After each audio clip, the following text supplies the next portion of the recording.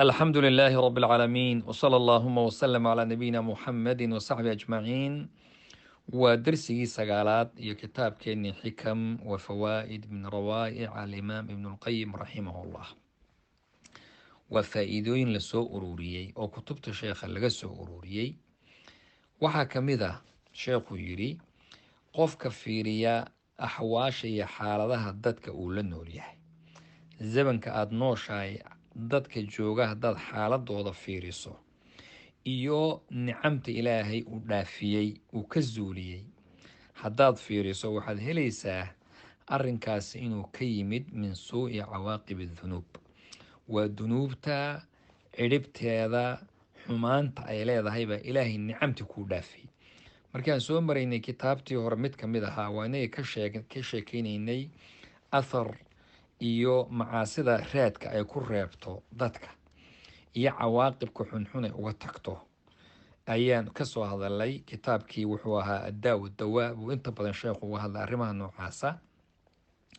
haddaba xaaladaha uun dadka kula nool bal nimcada ilaahay dhaafinaya haddaad aragto iyo waxaad arkay qof maaragtay intaasoo dhan waxaa ku tusinaya waa ciribta dembiga ayay qeyb ka tahay.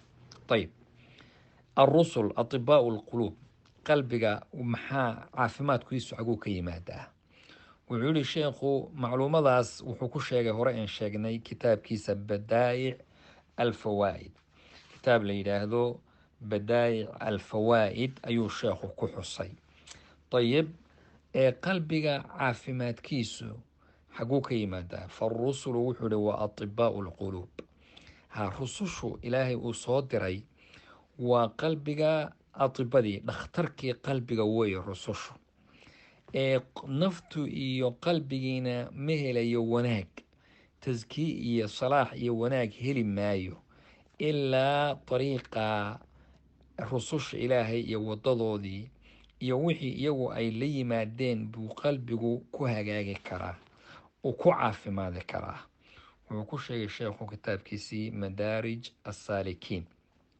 ayib, macluumo kale wuxuu yidhi haddii qalbiga laga waraabiyo dikriga ilaahay, haddii laga dharjiyo idaa qudiya alqalbu bitadakur, yacni dikriga iyo xusuusta rabbi haddii qalbiga lagu qadaysiiyo, yacni laga dharjiyo oo tafakurka iyo fikirka ilaahayna subxaanahu watacaala lagu waraabiyo, lagana ilaaliyo waxyaabaha xunxunna qalbiga laga ilaaliyo, wuxuu arkayaa alcajaa'ib, waxyaabo waaweyn buu arkayaa qalbiga qofkaasi. xikmadna ilaahay baa ku ilhaamin oo siinaya.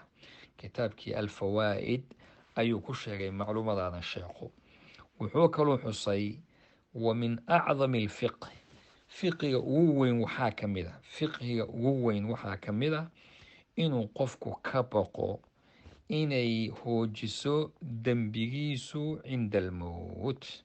bal hadduu u fiirsada macluumadan, wa min acdami alfiqh waxaa ka mid a fiqiga ugu weyn, yacni waa inuu qofku ka baqo in marka uu geeriyoonayo dunuubtiisu ay khayaanto oo ay kala dhex gasho isaga iyo xusnulkhaatima. ciyaadan billaah, xusnulkhaatima iyo adigii inay idinkala dhex gasho dembigaagii. kitaabka wuxuu sheegay addaa wadawaa ayuu macluumaad sideebay u kala dhexgelaysaa. aan halkaa wax yar fasirno. waxay u kala dhexgelaysaa qofku waxaa la yidhaahdaa wixii ugu badnaa uu markuu adduunka joogay hayn jiray baa laga yaabaa in loogu khatimo geeridiisa. tusaale, haddii uu qofku heesi jiray oo qofkii uu mar walba mikrofoonka ka lalmaday uu jidadka markuu heesta qaadayo, gurigii ku qaadayo, noloshiisa oo dhan heesta oo baabuurkii cajaladii heesta ugu jirto, hadduu saas yahay waxaa laga yaabaa un isagoo heesaya inay naftu ka baxdaa suuragala. kii ribada iyo waxyaabaha xaaraanta ka shaqeeya isagoo un kala rogaya oo kana waa rakhiis kana waa qaali haya inay naftu ka baxdaa suuragala. kii xumaantii zinadii iyo qashinkii iyo ku jiri jiray isagana waxaa laga yaabaa isagoo xumaantii ku dhex jira. marka waa sidaa shayga ugu badan oo kii qur-aan aqrin jiray soomaalida aragd waxyaaba dad lasoo dhigo iyagoo qur-aan aqrinayo naftu markay ka baxda isagoo baabuur baa matalan la qalimaya naftu markay ka baxdo waxaa la arkay qofkii oo qur-aanka aqrinaya.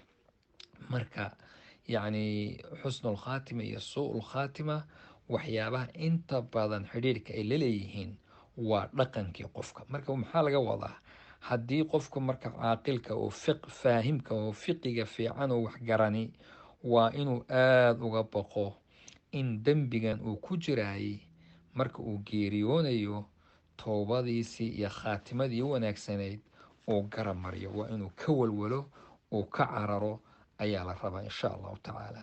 macluumadaas sheekhu wuxuu ku sheegay kitaabkiisii addaa waddawaa lilimaam ibn اlqayim raximahu llah.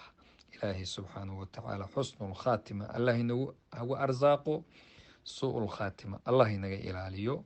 wajazaakum allahu khayr wbaaraka allah fiikum.